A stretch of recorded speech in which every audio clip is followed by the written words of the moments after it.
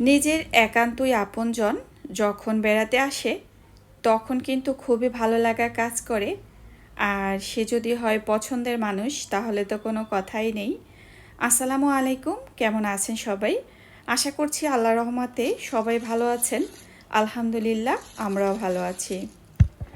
দুই একটা ভিডিওতে বলেছিলাম, মানে দুই একটা যে ভিডিও ছেড়েছি তার আগের ভিডিওতে বলেছি যে অনেক ব্যস্তত সময় পার করেছি আর বাসায় মেহমান আসবে। তো আসলে মেহমান আসা উপলক্ষেই কিন্তু অনেক কাজ, একটু বাড়তি কাজ থেকেই যায়। ছোট বাচ্চা আছে, শীতের দিন বলে কথা, বুঝতেই পারছেন যে সময় কতটা দ্রুত গতিতে চলে যায়, টেরই পাওয়া যায় না। তারপরও কিন্তু ব্যস্ত থাকলেও অনেক ভালো লাগা কাজ করে। কারণ দেখা যায় বেশিরভাগ সময় একা একাই থাকা হয়। আর যদি বাসায় বেড়াতে কেউ আসে তাহলে কিন্তু খুবই ভালো সময় কাটে।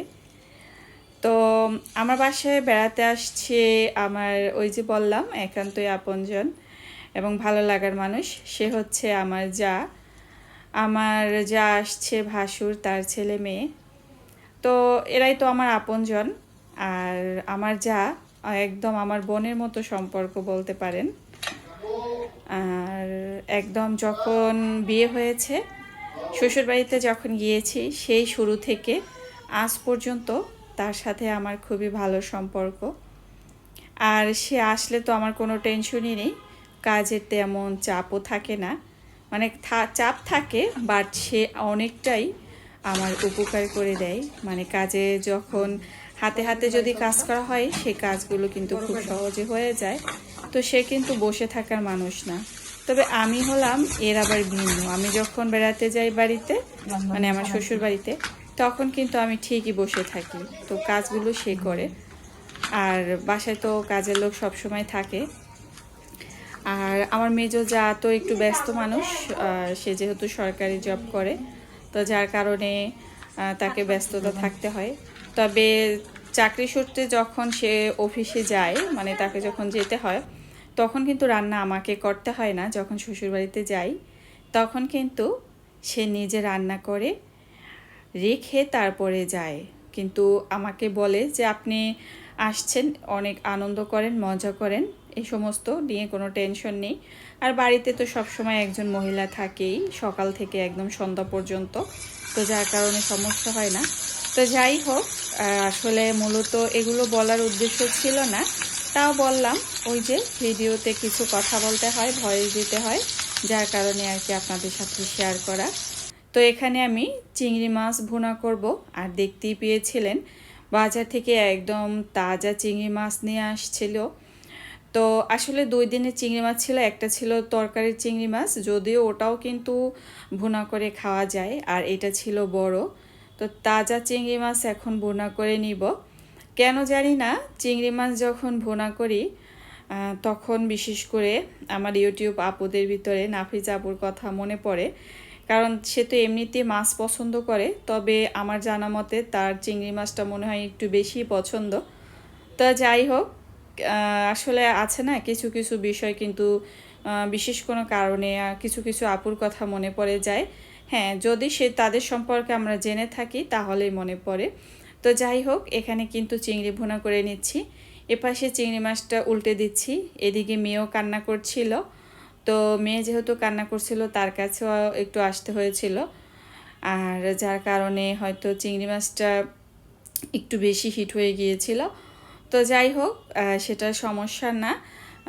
তো এর ভিতরে তো আমি এই যে ছোট ছোট যে পাগুলো এগুলো দিয়েছি, এগুলো খেতে কিন্তু খুবই ভালো লাগে। আর আমার বাসায় আমি যতটা চিংড়ি পছন্দ করি তার চাইতে পছন্দ করে আমার ছেলে আর আমার হাজব্যান্ড। তারা তো চিংড়ির খুবই ভক্ত। আমারও ভালো লাগে, তবে একেবারে যে মানে অনেক বেশি সেরকম না, তবে আমিও পছন্দ করি সেটা আর কি। তো যাই হোক, এখানে তো চিংড়ি মাছটা আবার ভুনা করে নিব। তো মশলা কষিয়ে এখানে একটু চিংড়ি মাছটা একটু ভেজে ভেজে রাখবো। দেখা যায় ভাত বা পোলাও দিয়ে খেলে কিন্তু খুবই ভালো লাগে। তবে চিংড়ি মাছটা আমার মনে হয় সাদা ভাতের সাথে বেশি একটু ভালো লাগে। আর যারা চিংড়ি মাছ পছন্দ করে তাদের তো কোনো কথাই নেই। তো যাই হোক, বাসায় মেহমান যেহেতু আছে, আর দেখা যায় ব্যস্ততায় সময় পার করলেও খুব সুন্দরভাবে কিন্তু সময়গুলো কেটে যায়, এটাই হচ্ছে সবচেয়ে বড় কথা। তবে আমার জায়ের চাকরি সূত্রের কারণে সে আর কি বেশি দিন থাকতে পারেনি, মাত্র খুবই কম সময় ছিল। তো এরপরে আর কি করার, তো মেয়েটা যেহেতু একেবারে ছোট, এই জন্য বললাম যে ঠিক আছে তাহলে না হয় অন্তত ছেলেটা থাকুক, ও আসছে অনেক দিন পর আসছে, ও থাকুক। তো ওরও আর কি ও থেকে গিয়েছে, ও থাকবে কয়েকদিন এই আর কি। তো যাই হোক, এখানে আমি আবার মুরগির মাংস রান্না করেছিলাম, ছেলেটাকে রেখেছি। আবার ও কিন্তু ওর বাবা মা ছাড়া আসলে দূরে থাকেনি, তো কিছু সময় পর পর অনেকটা মন খারাপ করে, যে আবার আমি জিজ্ঞেস করি কি হয়েছে, মন খারাপ কেন, তো ওকে নিয়ে আবার বাইরে ঘুরতে বেরোই।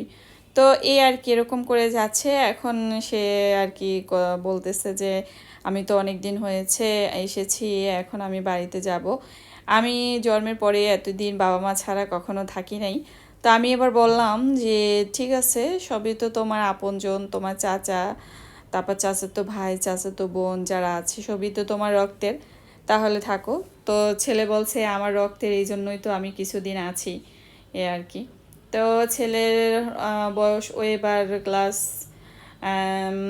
6-এ উঠেছে, সেও কিন্তু বেশ যে বড় তাও না এই আর কি।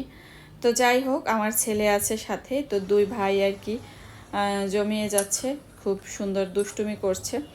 আর এখানে আমি একটু পেঁয়াজের কলিটা ভাজি করে নিচ্ছি।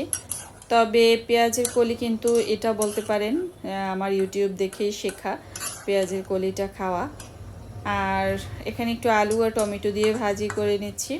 তো পেঁয়াজের কলিটা খারাপ লাগে না, মোটামুটি ভালোই লাগে। তবে ওই যে পুঁই ফল খায় তার চাইতে পেঁয়াজের কলিটা বেশ ভালো, খারাপ না আর কি।